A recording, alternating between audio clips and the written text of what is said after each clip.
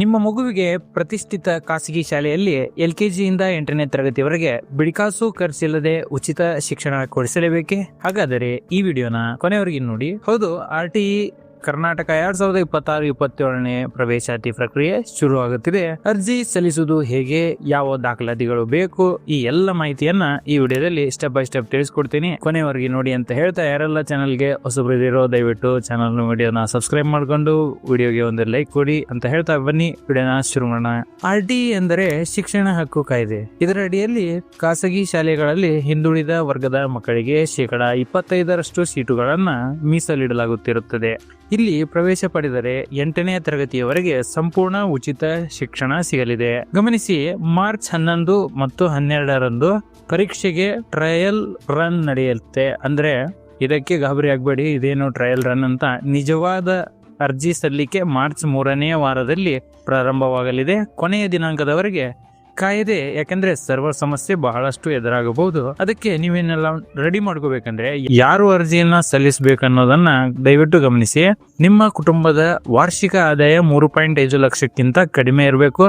ಹಾಗೂ SC/ST ಅಥವಾ ಹಿಂದುಳಿದ ವರ್ಗ ಮತ್ತು ವಿಶೇಷ ವರ್ಗದ ಮಕ್ಕಳಿಗೆ ಮಾತ್ರ ಅವಕಾಶ ಇದೆ. ಮತ್ತೆ ವಯಸ್ಸಿನ ಮಿತಿ ಅಂದ್ರೆ ಜೂನ್ 1, 2026ಕ್ಕೆ ಅನ್ವಯವಾಗುವಂತಹ LKG ಮಗುವಿಗೆ 3 ವರ್ಷ 10 ತಿಂಗಳಿಂದ 4 ವರ್ಷ 10 ತಿಂಗಳದ ಒಳಗಿರ್ಬೇಕು. ಅಂದ್ರೆ LKGಗೆ ಅಡ್ಮಿಷನ್ ಬೇಕಪ್ಪ ಅಂದ್ರೆ ನಿಮ್ಮ ಮಗುಗೆ ಜೂನ್ 1, 2026ನೇ ತಾರೀಕಿಗೆ ನಿಮ್ಮ ಮಗುವಿನ ವಯಸ್ಸು 3 ವರ್ಷ 10 ತಿಂಗಳದಿಂದ 4 ವರ್ಷ 10 ತಿಂಗಳದ ಒಳಗಿದ್ರೆ ಮಾತ್ರ LKGಗೆ ಅಡ್ಮಿಷನ್ ಆಗುತ್ತೆ. ಹಾಗೆ ಏನಾದರೂ ನಿಮ್ಗೆ 1ನೇ ತರಗತಿಯಿಂದ 1ನೇ ತರಗತಿಗೆ ಅಡ್ಮಿಷನ್ ಆಗ್ಬೇಕಪ್ಪ ಅಂದ್ರೆ 5 ವರ್ಷ 10 ತಿಂಗಳದಿಂದ 6 ವರ್ಷ 10 ತಿಂಗಳದ ಒಳಗಿರ್ಬೇಕು.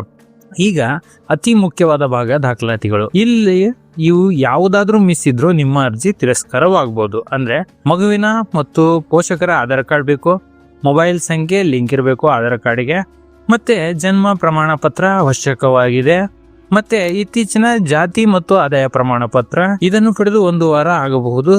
ಈಗೇನಾದ್ರೂ ನೀವು ಅರ್ಜಿ ಹಾಕಿಲ್ಲಪ್ಪ ಅಂದ್ರೆ ಈಗಲೇ ಹಾಕಿಟ್ಕೊಳ್ಳಿ. ಅರ್ಜಿ ಯಾವುದಂದ್ರೆ ಜಾತಿ ಮತ್ತು ಆದಾಯ ಪ್ರಮಾಣ ಪತ್ರದ ಅರ್ಜಿಯನ್ನ ಸಲ್ಲಿಸಿ. ಯಾಕಂದ್ರೆ ಅದು ಬರ್ಲಿಕ್ಕೆ 1 ವಾರ ಟೈಮ್ ತಗೊಳುತ್ತೆ.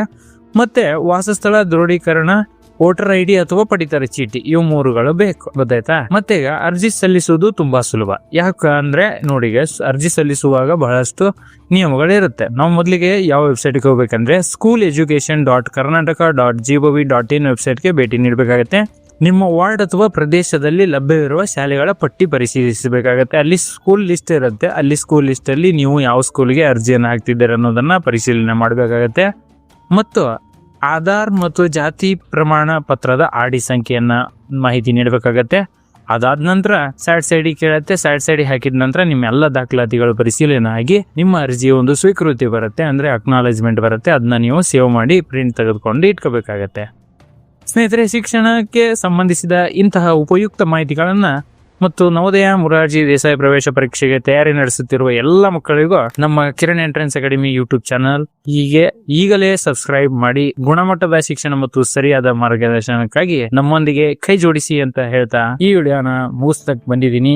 ಅರ್ಜಿ ಸಲ್ಲಿಸಿದ ನಂತರ ಸೀಟುಗಳಿಗಿಂತ ಹೆಚ್ಚಿನ ಅರ್ಜಿಗಳು ಬಂದರೆ ಲಾಟರಿ ಪದ್ಧತಿಯ ಮೂಲಕ ಆಯ್ಕೆ ಮಾಡಲಾಗುತ್ತದೆ. ಫಲಿತಾಂಶವನ್ನು SMS ಮೂಲಕ ತಿಳಿಸಲಾಗುವುದು. ನಿಮ್ಮ ಮಗುವಿನ ಉಜ್ವಲ ಭವಿಷ್ಯಕ್ಕಾಗಿ ಹಿಂದೆ ಸಿದ್ಧರಾಗಿ. ಈ ವಿಡಿಯೋ ಇಷ್ಟವಾದರೆ ಲೈಕ್ ಮಾಡಿ ಮತ್ತು ಇತರ ಪೋಷಕರಿಗೂ ಶೇರ್ ಮಾಡಿ. ಧನ್ಯವಾದಗಳು. ಶುಭವಾಗಲಿ. ಜೈ ಹಿಂದ್, ಜೈ ಕರ್ನಾಟಕ.